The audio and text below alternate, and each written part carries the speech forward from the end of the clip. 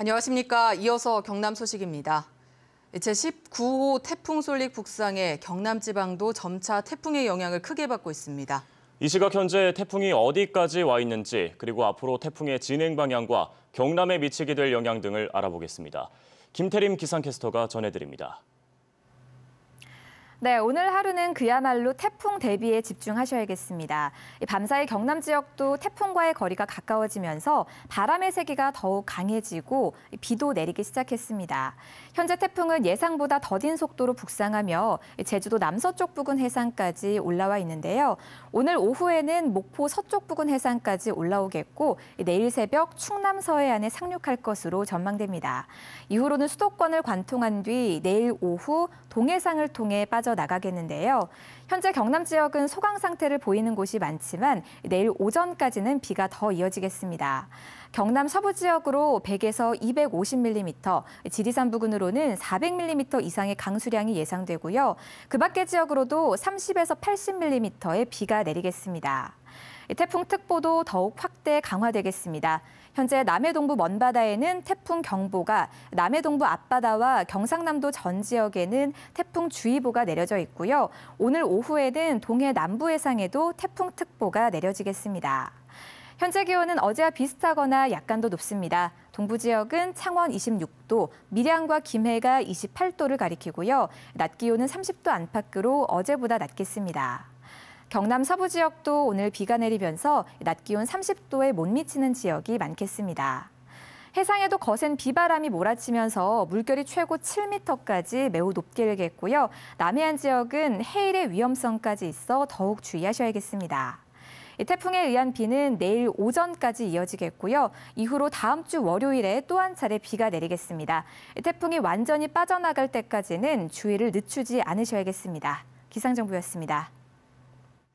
네, 태풍 솔릭이 북상하면서 농작물 중에서도 특히 수확을 앞둔 과수의 경우 비바람에 의해 낙과 피해가 우려됩니다. 각 과수 농가에서는 태풍에 어떻게 대처해야 할지 모은희 기자가 알려드립니다. 강한 바람으로 인한 낙과와 가지 찢어짐 등 피해를 줄이려면 나뭇가지를 받침대로 받치거나 끈으로 묶어 단단히 지지해줘야 합니다. 흙이 유실될 우려가 있는 과수원은 땅에 풀과 볏짚 등을 덮어두고 빗물이 고여 나무 뿌리의 활력이 저하되지 않도록 배수로를 사전에 점검해야 합니다. 수확기에 이른 사과와 배, 복숭아 등의 과일은 태풍이 오기 전에 미리 따서 보관하는 것이 좋습니다. 땅에 떨어져 상품성이 없는 과실은 빨리 거두어들여 폐기해야 합니다. 과수원 내에 나무가 없는 빈 공간이 있으면 바람이 지나가는 통로가 돼 낙과 피해가 커지기 때문에 주의해야 합니다. 상습 바람 피해 지역은 방풍수나 방풍망 등을 사전에 설치하는 것이 바람직합니다. 비바람으로 쓰러진 나무는 땅이 젖은 상태에서 일으켜 세워 받침대로 고정하고 침식이 일어나 노출된 나무 뿌리는 마르지 않도록 흙을 덮어줍니다. 과수원이 물에 잠겼다면 과실에 봉지를 벗기고 맑은 물로 열매와 나무의 흙 앙금을 씻어낸 후 역병 발생을 막기 위해 약을 뿌려야 합니다. 토사가 흘러와 바닥에 쌓이면 통기성이 떨어지기 때문에 태풍이 지나간 뒤 땅이 마르는 대로 신속하게 토사를 제거하는 것이 좋습니다. KBS 뉴스 모은희입니다. 갯벌 인근 습지에 태양광 발전 사업 허가가 나면서 생태계 훼손을 우려하는 주민과 환경단체의 반발이 커지고 있습니다. 논란이 일자 환경청 등이 사업 예정지를 찾아 현장 조사에 나섰습니다. 최세진 기자가 보도합니다. 갯벌과 맞닿은 갈대밭 10만여 제곱미터. 과거 염전이었던 이곳은 수십 년 동안 갈대가 자생하면서 갯벌 생태계를 정화하는 역할을 하고 있습니다. 그런데 이 가운데 3분의 1인 2만 8천여 제곱미터에 태양광 발전 사업 개발 행위 허가가 나면서 지난 4월부터 공사가 시작됐습니다. 사업 예정지는 두 카나를 사이에 두고 동대만 갯벌과 인접하고 있습니다. 이 때문에 주민들과 환경단체는 갯벌과 수생 생태계가 파괴될 것을 우려하고 있습니다. 사업자가 환경영향평가를 피하기 위해 사업지를 소규모로 쪼개서 약식으로 환경영향평가를 진행했다는 게 주민들의 주장입니다. 이 지역이 철새들도 많이 도래하는 곳이기 때문에 사시사철 주야로 좀 엄밀한 그런 세밀한 생태 조사를 해서 재심의를 하여 협의를 해주시면 좋겠습니다. 영산강유역환경청과 국립생태원 관계자는 현장 조사를 거쳐 종합적으로 해당 사업을 검토하겠다고 밝혔습니다. 협의 내용이 잘 이행되고 있는지 또는 이게 제기하신 문제점에 대해서 더 확인할 내용은 없는지 부분에 대해서 추가적으로 확인하기 위해서 사후관리 차원에서 오늘 전문가님들 모시고 현장 확인을 한 거고요.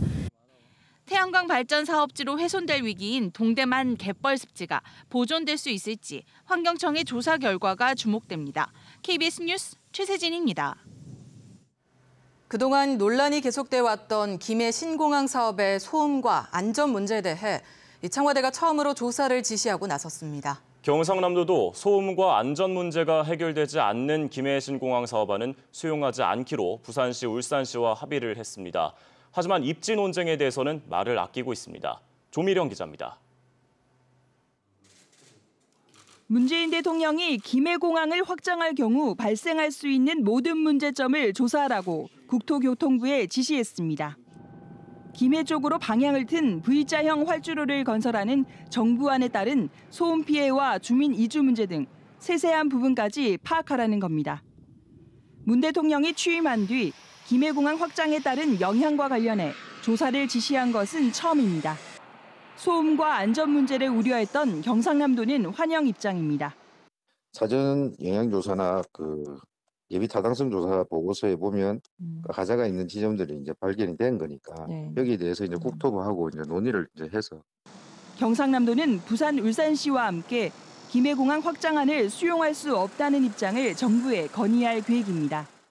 현재 정부안은 24시간 안전한 관문공항이 아닌 거점공항으로 계획됐고 비행 안전을 위협하는 주변 산봉우리 등 장애물 제거 작업을 검토하지 않은 데다 인근 새 아파트의 소음 영향권도 조사되지 않았다는 내용 등이 담길 예정입니다. 청와대 조사 결과에 따라 보완 가능한 수준이면 현재 정부안대로 추진되겠지만 예상되는 피해가 심각할 경우 부산 가덕도 등 신공항 입지 논쟁이 다시 불붙을 수 있습니다. 경상남도는 아직 신공항 입지에 대한 입장을 밝힐 때는 아니라고 선을 그었습니다. 국토교통부는 오는 12월 김해 신공항 타당성 평가 발표에 청와대의 조사 결과를 반영할 계획입니다. KBS 뉴스 조미령입니다. 창원 세계사격 선수권대회 개막이 다가오면서 사격에 대한 관심도 조금씩 커지고 있습니다. 알고 보면 더 재미있는 사격의 매력. 오늘은 군대를 다녀온 분들에게는 더 친숙할 종목인데요. 소총 경기의 매력을 이대환 기자가 소개합니다. 화약이 폭발하며 생기는 200기압의 압력으로 탄두는 초속 300m로 날아가 관역에 꽂힙니다. 모두 7종목인 소총 경기는 화약탄을 쓰는 소총과 납탄을 쏘는 공기소총으로 나뉩니다. 소총 경기는 권총과 달리 두꺼운 사격복을 입는 게 특징. 총 들었을 때 자세를 고정시키기 위해서 사격복을 입는 거여서. 총열이 길어 조준 정밀도가 좋은 소총 10m 종목은 표적지 크기가 10m 권총보다 절반 이하로 작은 데다 만점도 10.9점으로 소수점까지 점수를 따질 정도로 예민한 종목입니다. 점수도 잘 나오고 선수들 기량이 또 많이 차이가 안 나는 종목이기 때문에 실수가 다른 종목에 비해서 좀 큰 것 같아요. 소총 종목의 꽃은 경기 시간이 가장 긴 50m 소총 3자세입니다. 가장 먼저 무릎 쏴, 그 다음 엎드려 쏴, 마지막 서서 쏴. 40발씩 모두 120발을 쏜 뒤 상위 8명만 결선에 진출합니다. 50m 타켓을 맞춰야 되는 이 화약총은 무게만 8kg에 달하는데요. 자세를 바꿔가며 3시간 동안 경기가 진행되기 때문에 그 어떤 종목보다 체력이 중요합니다. 살랑바람에도 조준경을 다시 봐야 할 만큼 고도의 집중력이 필요한데 가장 어려운 서서 쏴에서 사실상 승부가 갈립니다. 지지되는 면이 제일 적고 아무래도 이 지면에서 많이 떨어져 있기 때문에 움직임이 제일 크기 때문에 선수들의 거기서 실수도 많이 나오고. 소총 경기도 결선부터는 경기 중반 한 발씩 쏠 때마다 꼴찌부터 탈락하는 서든데스로 진행돼 경기에 긴장감을 더합니다. KBS 뉴스 이전입니다. 네, 다음 주 금요일부터 시작되는 창원 세계 사격 선수권 대회에는 120개 나라에서 선수단 4천여 명이 참가하면서 테러 발생 위험도 큽니다. 이 때문에 경찰과 소방기관 등이 갖가지 테러에 대비해서 실전 같은 훈련을 진행했습니다. 영상 뉴스로 보시겠습니다.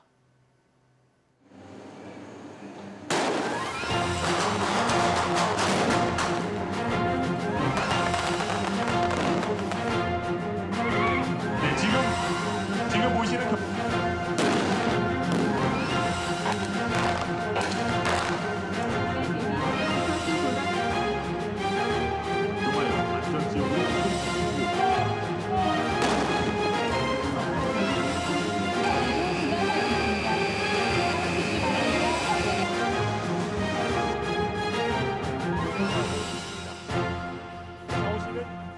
창원 시민의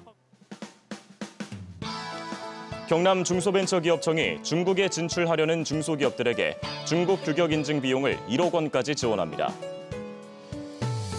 경남농협이 지역 특색에 맞춰 소규모 하나로 마트를 편의점 형태 하나로 미니로 바꿔 차별화에 나섭니다. 경상남도 금융복지센터와 경남자활센터가 빚이 많은 저소득층에 대한 상담과 복지 서비스 연계로 자활과 자립을 지원합니다. 경남농기원이 고령화된 농촌의 노동력 절감과 생산성 향상을 위해 벼 직파재배 보급을 위한 상담을 진행합니다. 태풍 쏠릭 북상에 따라 오늘 경남 지역 학교 79곳이 휴업을, 9곳은 등하교 시간을 조정했습니다. 휴업은 유치원이 36곳, 초등학교 9곳, 중학교 21곳, 고등학교 13곳입니다.